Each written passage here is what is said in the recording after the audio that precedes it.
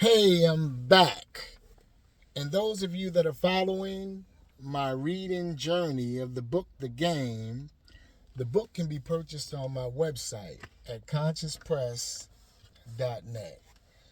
Thus far, we have completed up to chapter 4. I want to get you guys started on chapter 5. Chapter 5. After leaving Teresa's place, Goldie decided that it would be best to implement his plan immediately. He reached over and snatched his car telephone and got Smooth on the line. As Goldie had pulled his car out into traffic on George's Road, he spoke into the receiver. "Hey, baby, what's happening?" Smooth replied, "Goldie, yeah, and it's time. Are you hungry?" "Man, I could eat a horse." "Well, give me about 15 minutes. I'm in traffic." The line went dead. When Goldie arrived at the pickup spot, Smooth was already there waiting for him. He jumped into the car smiling and said, "Let's eat." Goldie looked over at him intensely and replied, "Smooth, what's up? How are you, man? You didn't ask me any of that shit." "Oh, my bad, Goldie. How are you?" As Goldie pulled the car away from the pickup spot, he replied, "Smooth, I've told you time and time again.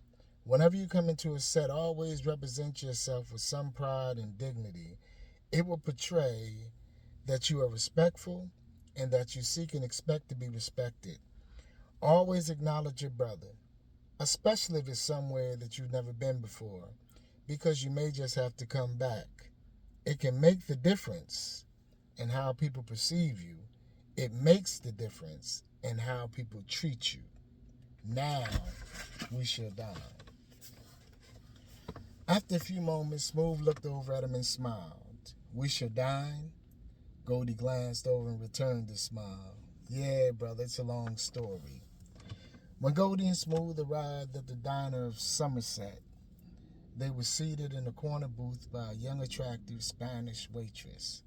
As she handed both of them menus, she asked, "What type of drinks will you have with your meals?" Smooth looked up at the young woman from the table and replied, "I'll have," and then he stopped abruptly. He thought about the conversation that he and Goldie had just had and politely asked, "How are you today?" "I'll have 2 large orange juices." She replied, "I'm fine and thank you." And then she kindly turned her attention to Goldie and asked, "Would you like a drink with your meal?" He very calmly said, "I'll have 1 large orange juice and a cup of coffee while I wait. Thank you." As she walked away from the booth to retrieve the drinks, Smooth asked, "Goldie, what are you smiling about?" "I'm smiling because I thought the way you handled yourself was rather smooth. I also think that the waitress was digging you and you didn't even notice it." Now, Goldie liked to suit people up, but only in the instance where there was no chance of anyone getting hurt.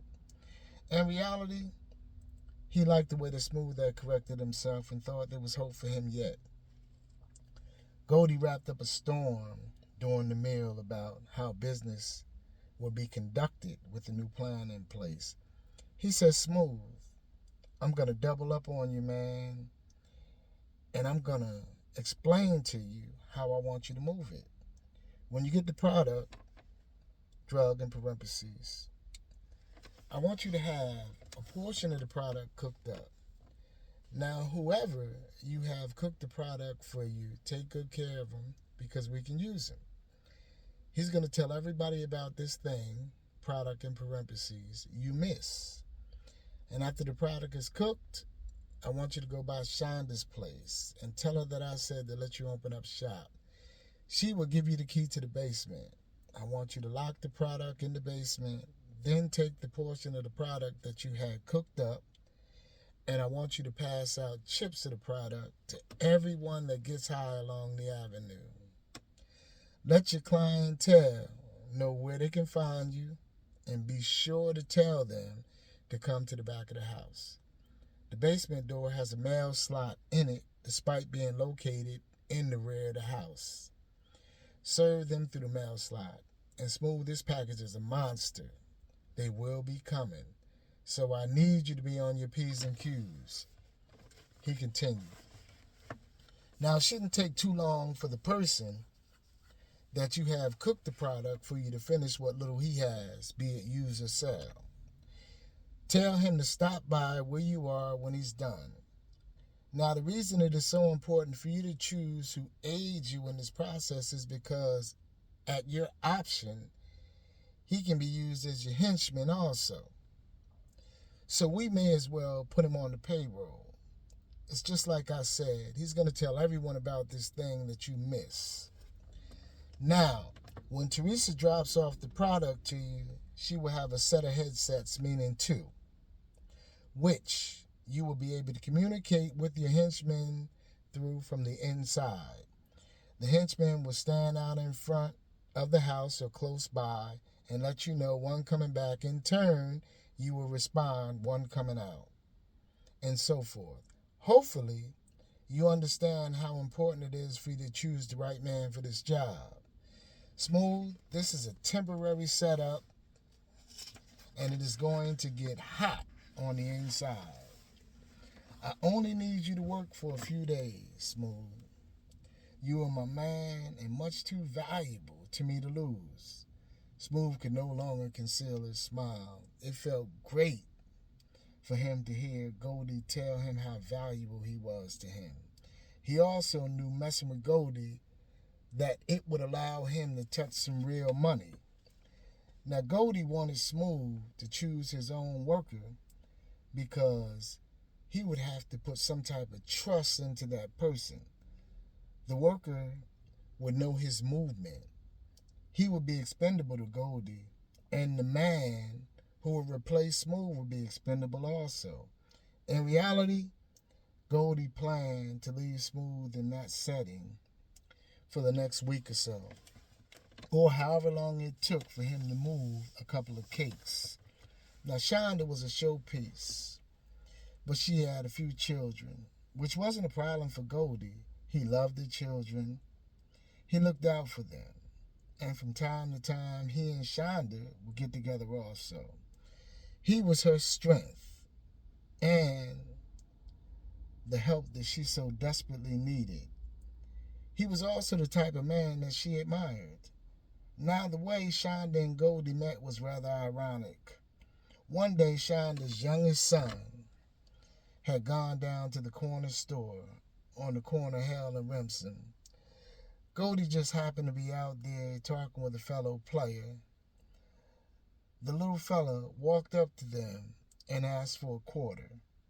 He said that he had been sent to the store for a loaf of bread, but he didn't have enough money. Goldie thought it was rather funny because the kid couldn't have been a day over 6 years old. He had a little bag of candy in tow and a mouthful of Jawbreakers. Goldie reached into his pocket and retrieved a $20 bill, which he handed to the kid. Then he told the kid to take it to his mother so she could hold on to it for him. After which, the kid quickly disappeared from the street corner. And Goldie went right back to the conversation that he had been engaged in. Now, about 5 minutes or so later, Shonda had appeared on the scene with Little Man in tow. She approached Goldie, excused herself, and asked if she could talk to him. Goldie replied, "Sure. What's on your mind?" The gentleman that he was engaged in conversation with excused himself and had walked away toward the entrance of the corner store. Shonda stood there displaying the $20 bill and asked, "Did you give this to my son?" Goldie smiled as he gave her the once-over and replied, "Yes, I did. Is there a problem?" "Well, yes and no. Why would you give a child a $20 bill? People don't usually do things like that without an ulterior motive." He smiled. "Well, let's just say that I've been asking questions, I hear things, and I knew that you would come. By the way, I'm Goldie." "Well, Goldie, I'm Shonda." She smiled and said, "I've heard a lot about you," while giving him the once-over. "We consider you to be a mystery man around here." Goldie replied, "Is that so?" Shonda's son interjected, "Mommy, is he going to be our new father?" She turned to her son and just looked at him as if. Goldie broke the silence and the intense stare. by waving a hand between both of them and simply saying, "Earth to Shonda, Shonda to Earth." And after regaining her attention, he continued, "I would like to get to know you better. Can I give you a ride somewhere or do something for you?" She smiled, and although somewhat still embarrassed about the question that her son asked, she replied, "I'll be fine," and had informed him that she lived right there on Hale Street, a few houses up from the corner store. He retrieved her house and telephone number and told her that he would stop by her place later on that evening, and Shonda has been with him ever since. Now, after Goldie had dropped Smooth off at Shonda's place, he decided to stop by the flower shop on Commercial and Sedan to do something nice for Carla. She had been heavy on his mind. As Goldie entered the flower shop, he immediately noticed the tigress behind the sales counter. That was one of the things that he hated about flower shops. They always had some beautiful woman behind the sales counter that he couldn't hit on due to being there to purchase something for some other woman. After making his way through the small shop and taking time to admire a few of the floral arrangements, he decided that it was time for him to meet the tigress. As he approached the sales counter, the young woman showed him her pearly whites and politely said, "Hello, how can I help you today?" Goldie returned her smile and said, "I'll have a dozen of you." This time she smiled shyly. He asked, "Where have you been all of my life?" "You're a doll." She replied, "Thank you." He looked down into her eyes and just, "What is your name, beautiful?" She felt herself blush with embarrassment. "It's Sherry." "Well, Sherry, I'm Goldie. Just how long have you been in love with flowers?" "Goldie, I've always loved flowers. This is far from a career choice. I've only been working here for the last couple of months or so. I'm a student at Rutgers, and I work here when I'm not in school." He asked, "What are you majoring in?" She placed her hands out onto the countertop before him, revealing her nicely done nails, and replied, "Political science." "So you would like to change the world, huh?" "Well, I don't think that's possible, but one day I would like to be able to say that I made a difference." Goldie smiled. "Wouldn't we all, baby? Wouldn't we all?" Sherry asked, "Can I get you anything?" He looked into her eyes intensely and replied, "Look, Sherry, if you and I are going to have something, I would like for it to begin in honesty. I have a confession. I've been watching you come in and out of the flower shop for the last 10 days or so. Today, I just decided that I had to meet you at any cost." He reached over and retrieved the memo pad and pen off the countertop and began to write as he spoke. "I would like you to take 2 dozen white long stem roses and send 1 dozen to this address. No card." He handed her the notepad with Carla's address on it. But the pad did not reveal Carla's name or telephone number. He continued, "It's my mother's birthday. She will know who the roses are from. The 2nd dozen is for you. I want you to take the flowers home with you and promise to think about me. And now that I know I'm welcome here on a more intimate level concerning you, I'll see you again. Is that cool?" Sherry smiled. "Of course. I'll think of you. How can I not? And I would love to see you again. Thank you." After paying the young woman for the flowers, Goldie turned and walked out of the flower shop, leaving her speechless. Sherry stood there, deep in thought, wondering where he had been all of her life. All of a sudden, her thoughts were interrupted by a customer who was trying to gain her attention for the last 10 seconds or so. She said, "I'm sorry, how can I help you?" The customer replied, "I would like to purchase these few items." She smiled. That's not a problem. And again, I'm sorry. Now Goldie chose the white roses for purity and sensuality, but more so for the beauty in the three of them, Carla, Sherry, and the roses themselves. Yes, these were the three things that they all shared in common. Goldie sat behind the wheel of his caddy thinking, why me? But he knew somebody had to do it, and he wouldn't have it any other way. He pulled his caddy away from the flower shop and proceeded on his way to the downtown projects. He had to see Charles to get things in motion. He snatched his car telephone and got Teresa on the line. He spoke into the receiver. Hey, baby. She replied, hey, Goldie. Look here, baby. Those things together for me? It's time.